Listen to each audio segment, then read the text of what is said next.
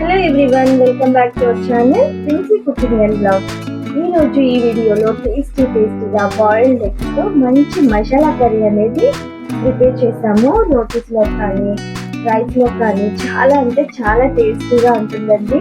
ఈ రోజు అయితే మేము ఈ విధంగా ప్రిపేర్ చేసి ఇంట్లో అందరం తిన్నాం అన్నమాట. చాలా టేస్టీగా ఉంది. మీతో కూడా ఎలా చేయాలో షేర్ చేస్తున్నాను చూడండి. ఫస్ట్ ఇలా బాయిల్డ్ ఎగ్స్ ని పైన షెల్ అంతా తీసేసి పక్కన పెట్టుకోవాలి.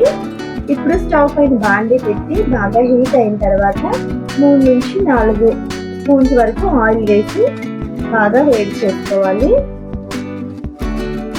ఆయిల్ బాగా హీట్ అయిన తర్వాత 3-4 ఉల్లిపాయలని ఈ విధంగా నిలువుగా కట్ చేసి ఈ ఆయిల్ లో వేసి మంచిగా ఫ్రై చేసుకోవాలి.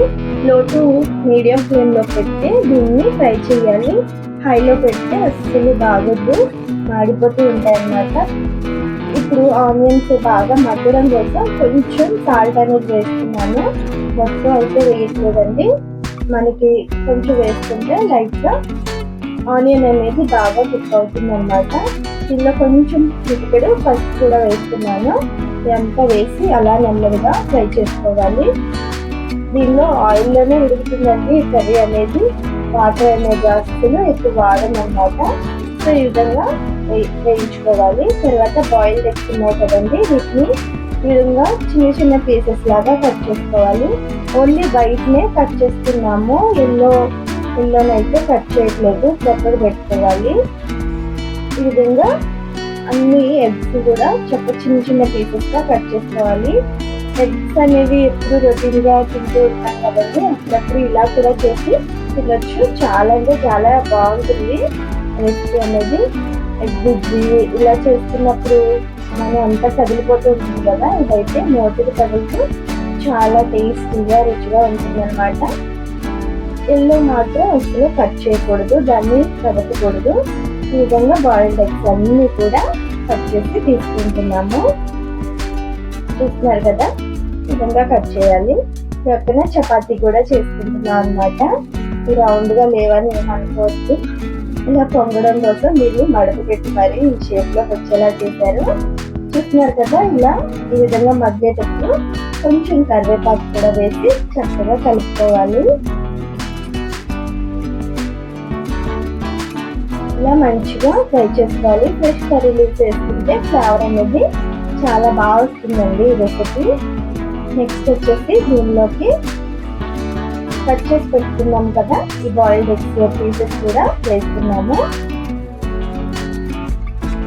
చక్కగా ఇవన్నీ వేసి దీనిలో ఆయిల్లోనే ఫ్రై చేయాలండి, కదలకుండా. ఇవి ఎల్లో ఎక్కువ స్మాష్ అవ్వకుండా కూడా మంచిగా కలుపుకోవాలి. ఈ విధంగా కలుపుకొని వేయించుకుంటూ ఉంటేనే టేస్ట్ అనేది చాలా బాగుంటుంది అనమాట.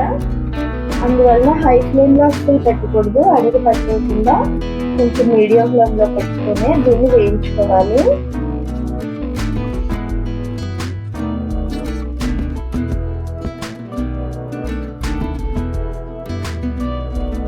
ఈవినింగ్ డిన్నర్ లోకి ఇలా ప్రిపేర్ చేస్తున్నాం అనమాట. మార్నింగ్ వచ్చేసి చికెన్ ఉంది, ఆ గ్రేవీతో అయితే తినొచ్చు. అలాగే పిల్లలు ఇష్టంగా తింటారు కాబట్టి ఈ విధంగా ప్రిపేర్ చేసి అయితే మేము ఇస్తున్నాం అనమాట.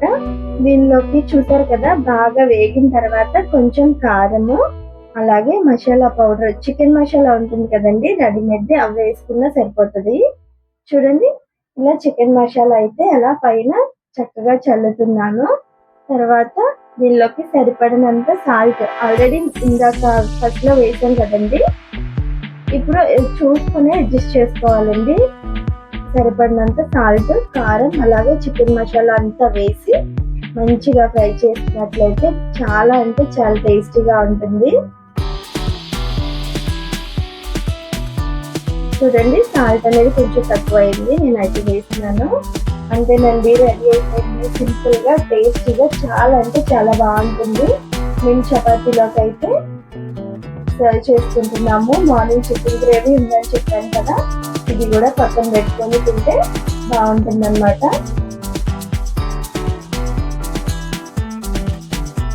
ఇలా చపాతీలో తింటే చాలా అంటే చాలా టేస్టీగా ఉంటుంది. మా ఫ్యామిలీ మెంబర్స్ అయితే చాలా ఇష్టం అనమాట. ఈ వీడియో మీకు ఎలా అనిపించిందో కామెంట్ చేయండి. మీ కొంచెం ఫ్యామిలీ మెంబర్స్కి షేర్ చేయండి. మా ఛానల్ కనుక మీరు ఫస్ట్ టైం చూసినట్లయితే ప్లీజ్ సబ్స్క్రైబ్ చేయడం అస్సలు మర్చిపోవద్దు. మీ ఫ్రెండ్స్ అండ్ ఫ్యామిలీ మెంబర్స్ కూడా షేర్ చేయడం అసలు మర్చిపోవద్దు. చూడండి మా చెల్లి ఎంత బాగా తింటుందో, రైస్లో తింటుందన్నమాట. చాలా ఈ విధంగా సరదాగా కూర్చొని తింటే చాలా బాగుంటుంది కదా. Thank you for watching. నమస్తే.